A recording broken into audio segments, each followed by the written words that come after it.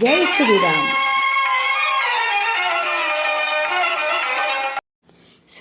సోదరీమణులందరికీ కూడా ఝాన్సీ ఆధ్యాత్మిక ముచ్చట్లకి స్వాగతం, సుస్వాగతం. ఈరోజు మనం యోగ వాసిష్ఠ రామాయణంలో రామచంద్రమూర్తికి వశిష్ఠ మహర్షి ఇంకా ఏం చెబుతున్నారో తెలుసుకుందాం. క్రిందటి సంచికలో నాయన, సకల కార్యాలకి మనకి మనమే కారణము, సర్వకర్మలకి మనకి మనమే కారణము. ఈ విషయాన్ని ఎవరైతే స్పష్టంగా అర్థం చేసుకోగలుగుతున్నారో వారు ఎప్పుడూ కూడా ఈ భవబంధాలలో చిక్కుకోరు, బాధలకు గురికారు అంటూ చెప్పారనమాట.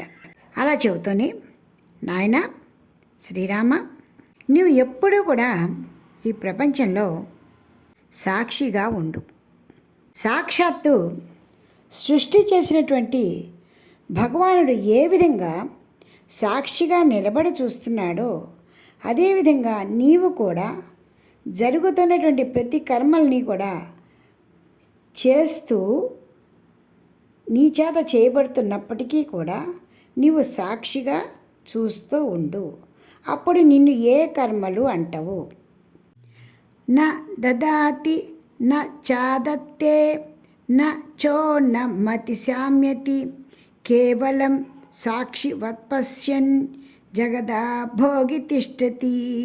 నాయన రామ, ఎవరైతే విచారణశీలుడై అంటే ఈ జగత్తులో జరిగేటువంటి కార్యక్రమాలు, తనకి విధింపబడినటువంటి కార్యక్రమాలన్నింటినీ చేస్తూ కూడా సాక్షిగా గమనిస్తూ ఉంటాడో, మనసును దాని యందు వ్యాపింప చేయకుండా, చొచ్చింపనివ్వకుండా ఉంటాడో, దేనిని గ్రహింపకుండా, దేనిని కూడా తీసుకోకుండా, భోగింపకుండా ఉంటాడో, వాడెప్పుడు కూడా శాంతచిత్తుడై ఉంటాడు.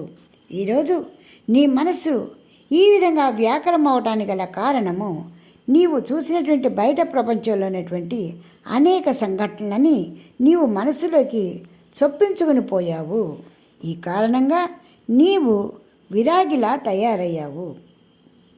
కోహం కస్యచ సంసార ఇత్యాపద్యపి ధీమతా చింతనీయం ప్రయత్నేన సప్రతీకారమాత్మనా. కోహం అంటే నేనెవరిని, అసలు ఈ ప్రపంచం ఎక్కడి నుంచి వచ్చింది, ఈ ప్రకారంగా నీవు ఆలోచించు. ఎవరైతే ఈ విధంగా తనని తాను ప్రశ్నించుకుంటూ ఆలోచిస్తూ ఉంటారో వాళ్ళు ప్రయత్నపూర్వకంగానే ఈ దృశ్యమాన ప్రపంచం గురించి పూర్ణంగా తెలుసుకోగలుగుతారు. నీవు చేసేటువంటి అటువంటి ఆత్మతత్వ విచారణని క్షణమైనా విడవవద్దు. ఎవరైతే ఆ విధంగా నేనెవరిని, ఈ ప్రపంచం ఎక్కడి నుంచి వచ్చింది, ఈ సుఖదుఖాలకి కారణాలు ఎవరు, ఇలా విచారణ చేపట్టినటువంటి బుద్ధి గలవారు మోక్ష మార్గంలో అనేటువంటి ఎరిగిన వారుగా ఉండి మరల దుఃఖాలు అనేటువంటి గోతుల్లో పడరు. అదేవిధంగా కోహం కథమయం దోష సంసారాఖ్యోపాగత న్యాయే నేతి పరామర్శో విచార ఇది కథ్యతే. నేనెవడను, ఈ శరీరాదుల తద్విలక్షణంగా వచ్చినవాడనా, ఈ ప్రపంచానికి ఈ సంసార దోషం ఎలా అబ్బింది, ఈ శరీరంలో ఆత్మ ఎట్లా ఏర్పడింది, ఈ ప్రకారంగా ఎప్పుడైతే నీవు ఆలోచిస్తున్నావో అప్పుడే నీకు ఆత్మతత్వ జ్ఞానం గురించి విచారణ మొదలైంది అని తెలుసుకోవాలి. సంతోష సాధు సంగస్య విచారోద సమస్తధా ఏత ఏవ భవాంబోధ ఉపాయస్తరణే శృణృణాం. సంతుష్టి, సాధుజన సాంగత్యము, విచారణ, శమము, ఈ నాలుగే ఈ సంసార సముద్రాన్ని దాటడానికి మనుషులకి ఉపాయాలు.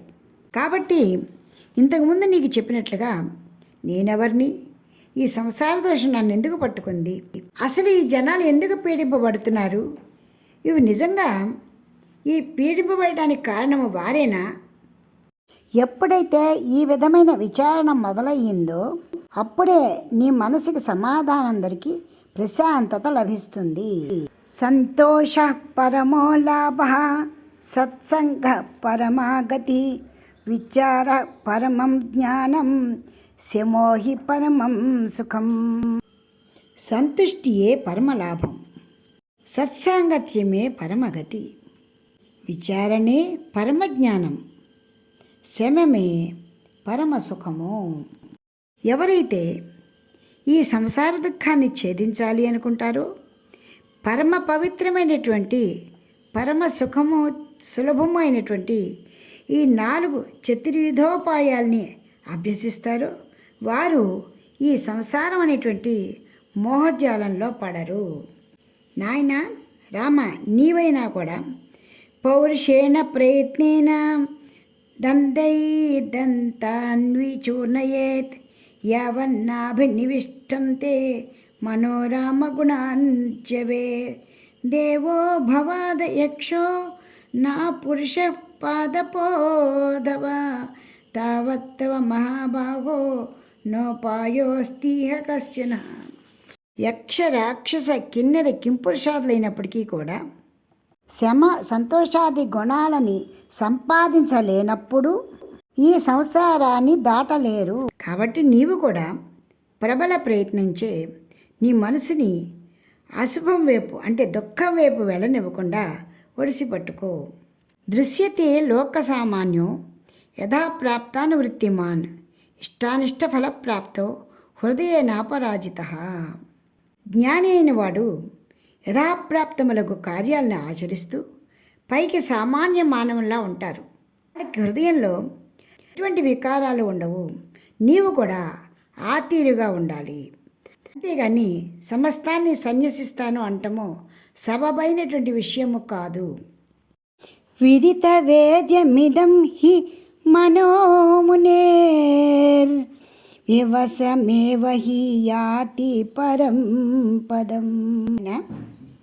జ్ఞాన సదాచారాది సాధన సంపత్తి ద్వారా ఎవరైతే ఆత్మ యొక్క నిజస్థానాన్ని గుర్తెరుగుతారో, మనసుని ప్రయత్నపూర్వకంగా ఆత్మవైపు నడిపింపకున్నప్పటికీ కూడా మనకి తెలియకుండానే మనస్సు పరమాత్మ పదాన్ని పొందుతుంది.